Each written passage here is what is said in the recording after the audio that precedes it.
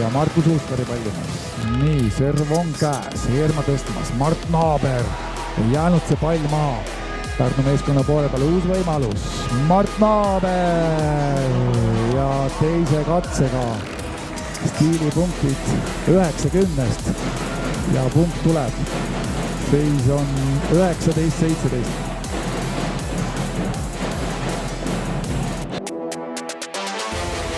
Hooaega ja nüüd esimest hooaega kapten meeskonnas. Hästi mängib Uuskari kaitses, kas saame selle palli üle veel? Said.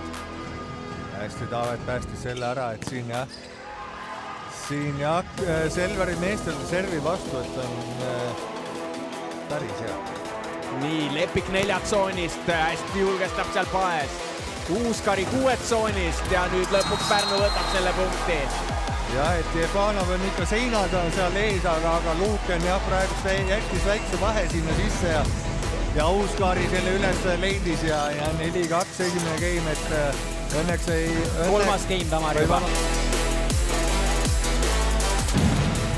Väga hea serv, aga Lepal hästi käes. Renato. Nii, Renatol oli taas õnne, Pustil on käsi all. Ja Põldma nüüd jätab mängu, Renatol käsi all.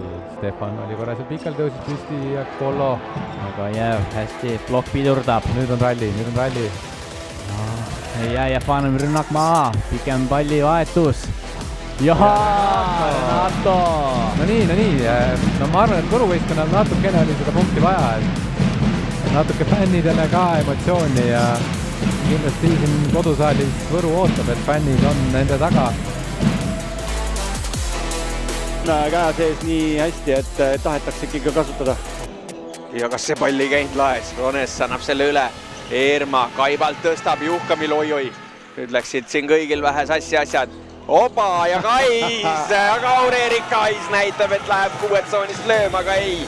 Paneb tõsteks selle hüppelt ja Rones saab põhimõtteliselt tühja võrgu pealt lahendada.